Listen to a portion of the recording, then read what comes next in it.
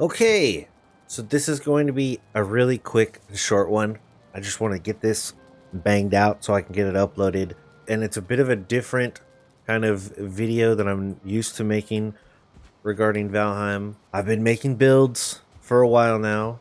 I like a lot of the stuff that I see other people making, but a really big one that a lot of people seem to make is a storage system of some kind, or a storage house where they kind of like epic or best storage house or something like that. I have pretty much the whole time that I've been watching all of it, I've been using a different storage system than I've seen anyone use, and it's a very simple, like easygoing idea. There's nothing crazy about what I'm about to show you. So this actually isn't an idea I came up with. It's a buddy of mine when we were playing like randomly one day.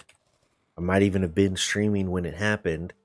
He mentioned an idea of storage that made the most sense. Actually, that's right. I did it in the I've got a video of a small efficient cabin build. Like, you don't want to get all illustrious, but you want space for everything that you like. I've got a build video that's kind of shows that off. But in that build video, I show off a little storage idea that I don't feel anyone uses, and I would like to share with everyone. So this is a side of your house, a wall of your house, a wall of your main base, your first starting base, let's call it that. You've already kind of flattened the ground out, and now you need a storage system that's going to work for you. Well, most people, you come inside of a little building, and you're inside, and this is where your stuff is stored. I've seen no reason to not keep it outside. But you don't really want to keep it outside because you might want to access stuff on the inside. So here is the storage system that works. Now there's two ways you can make this work. You could build flooring out here and have one on one side and one on the other side. You can squeeze them really close together if you like, but if you don't want to do all that nonsense, then you can just get them as close as you're comfortable with. So the kicker here is you go to the building, use this little half slab block. Maybe you put one around the midway. You won't keep this here. This is just for the skeleton, if you will. And then you take one of these bad boys. And now you've got a second shelf. Wow. So cool. And guess what you can put on this second shelf? Oh, you can put some of these up there. Now, at this point, to be fair, you'd want to build a lot of this from the inside so that you could see these sticking more towards you. And honestly, on the inside too, on the bottom shelf too, you'd want them to be a little closer so you could reach those ones on the bottom. The value for this is to put yourself in a position where you can be a little more efficient with your Viking, if you will. There's no need for you to go all the way inside and muddy up the inside of your freshly built house with your Viking stinky boots. Now, another question you're probably going to have is, well, what about labeling and all that stuff? You're going to have to label both sides. Yes and no.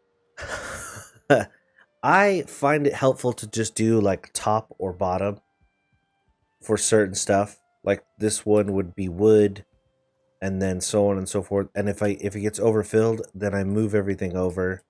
Wood, stone, blah, blah, blah, blah. And you kind of remember that kind of stuff. But if you do want to label it, let's say I'll do like wood and stone. So there's wood, there's stone. But wait, there's more. This works with these as well. Like I said, I know this is totally different from my other videos, but I just felt like I should share this. These fit too. Now, the only difference is down here, they don't fit as easily. If you put one down here, it's going to clip up, which is going to look annoying and ugly. Who wants to do that? So if you have the bigger shelving or the bigger storage, then you got to make bigger shelving. Ah, so evenly fit. That looks so nice. Oh, wow. Ooh. Oh, I'm off a little bit. I think you guys get it at this point. This is our best storage system that I can come up with that's efficient for both sides. Now, another factor here is you could build this entire thing inside as well and have it just sticking out the back of whatever you're building. Now I'm just going to build around it.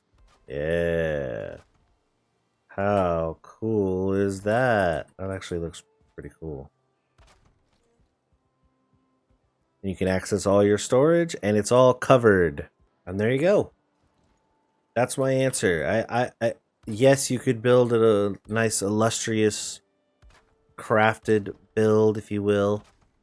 And I'm all for that. You guys know me. But I think as far as practical use goes, while you're actually playing this game, something along this, like this on the side of your longhouse, makes a lot of sense.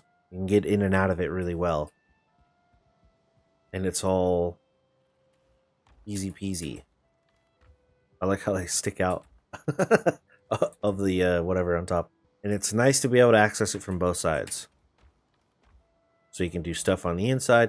Because I think part of this, the reason why I started this off, is I like that my kitchen's on the inside of the house. With my cauldron and so on and so forth. But then I also like that my workbench is on the outside of the house with, you know, these things or whatever.